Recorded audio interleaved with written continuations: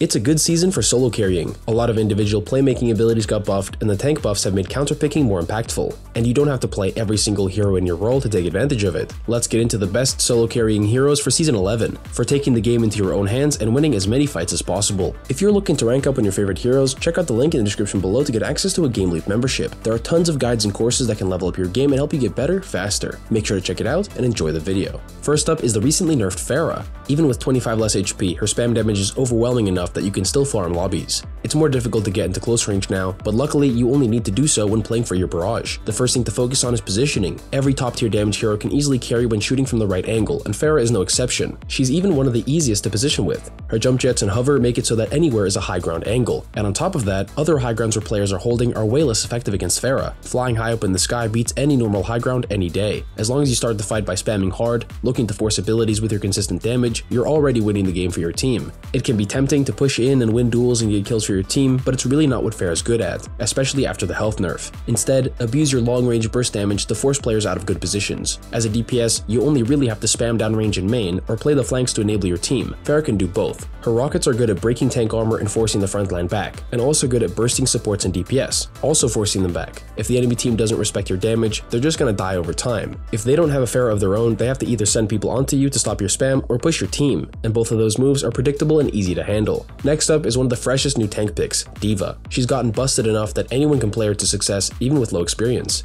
Here's all you need to know. D.Va is actually pretty simple. She has mobility, consistent damage at medium range, and matrix. She plays a sort of middle ground between dive tanks and brawl tanks. She has the upfront damage to beat other heroes in the head-to-head, and the mobility to hold high ground angles and contest them. She's not the hero you want to play for going fast onto backline, but she can carry instead by trading damage and abilities better than anyone else. Now that she has more matrix, you can almost always block healing from aggressive players. Anyone trying to fight you can easily have their healing shut off by just matrixing behind them. Combined with your quick mobility, you can win most fights by just scouting the enemy team's setup and then forcing them into a corner by dueling enemies one by one, blocking their healing and bursting them with your missiles and flight damage. A lot of tanks have to choose between pushing through the front line or setting up on the flanks, but D.Va can do both depending on the situation thanks to her armor and mid-range damage. All you have to do is scout the enemy heroes and identify who you can outduel the easiest. And for the first support on the list, Illari has really shown up as the best support for taking damage into your own hands. Her rifle is amazing for stopping flankers and harassing flyers like Pharah and Echo. Other supports can quickly alternate between healing and shooting, but Illari can do both at the same time, which is what makes her so good at contesting players without sacrificing her team's health. To set yourself up, place your pylon in a spot supporting your less mobile teammates. Every map has multiple spots where you can heal effectively without being easily destroyed. At the very least, you want to force enemies to go deep to break it, so you can waste even more of the enemy team's resources.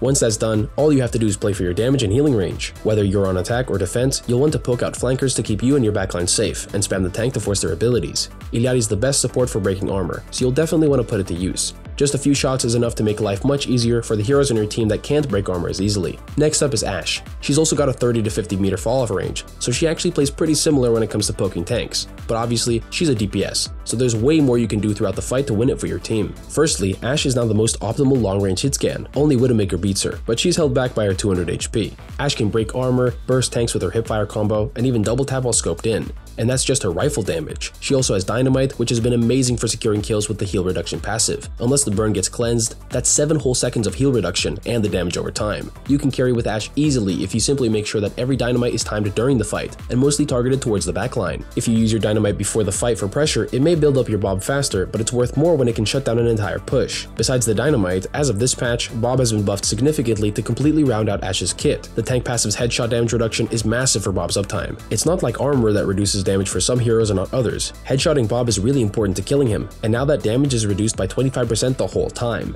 And that's not all the tank passive does either. It also gives Bob knockback reduction, so with these new changes, you can place Bob more freely. He's a massive threat when in the enemy backline, so look to place him more aggressively instead of in a place where he'll survive for sure. This patch, he survives for sure most of the time anyway. Moving on to the second tank of the list, it's actually Wrecking Ball. It's a really good meta for him, especially after the reload changes. Playing Ball successfully calls for a very different playstyle compared to the other tanks. You'll want to avoid the middle of the map as much as possible and just constantly harass enemies from the sides. Ball has the insane mobility and now incredibly consistent damage to win the flank duels and still keep up the damage and slam pressure on the main core of the enemy team. And if the whole team is stacked together, you can easily roll through and even pile drive if it won't get you killed. The adaptive shields really round out his abilities because he easily wins duels, but can get focused down by a whole 5-man squad. And that's where his shields come in, massively boosting your HP thanks to all the enemies around you. Ball is harder than most tanks because a single mistake can throw the fight. It's not necessarily about you dying, but not having a frontline tank for your team means the enemy can rush your allies when you're not pressuring hard enough. So the solution, of course, is to make sure that you pressure hard enough. Spamming, booping, rotating fast, picking up megas to keep replenishing your armor, and then pile driving for the kill. Ball is just so good at forcing abilities that you can get rid of Immortality Field or Suzu completely on your own, and then set you and your team up for the finishing blow. Not bad for a hero that was completely awful before Season 9.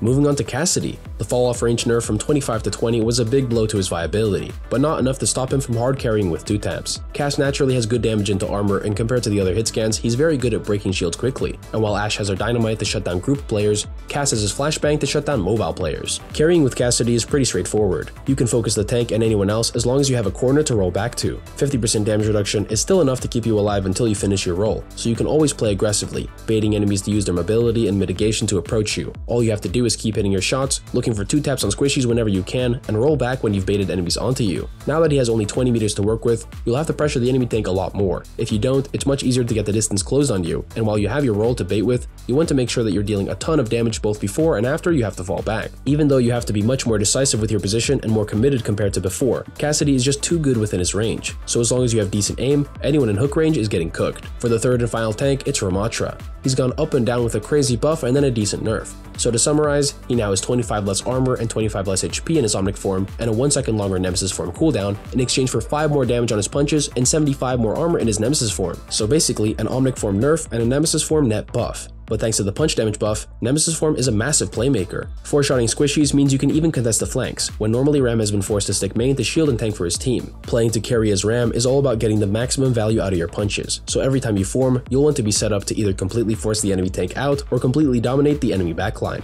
With 375 armor and your block always available, it's easy to apply a ton of damage and pressure without dying. Although you can kill enemies much faster now with one less punch, make sure to not overextend for the kill. Carrying as a tank is definitely not about running it down and greeting for a limbs. The goal should always be to be as effective with your abilities as possible, dealing as much damage and forcing as many enemy abilities as you can without leaving yourself open to getting punished. Ram is perfect for that playstyle because he has only a few seconds where he can't protect himself, and as long as you don't die within that quick instant, you can cycle shield into form again, giving you plenty of opportunities to hit squishies with your punches to force a kill. And for the final hero on the list, it's Echo. Now that Pharah's HP is nerfed, it's a lot more even between the two flyers, but they're also very different anyway. Pharah spams while Echo plays more for the dive and the flanks. The armor changes means that Echo deals 50% damage into armor. Unless you're better than the other DPS at breaking armor, you're better off not shooting the tank most of the time. Instead, use your high burst damage and focusing beam to win duels all over the map. And sometimes it will be best to spam the tank with all you've got.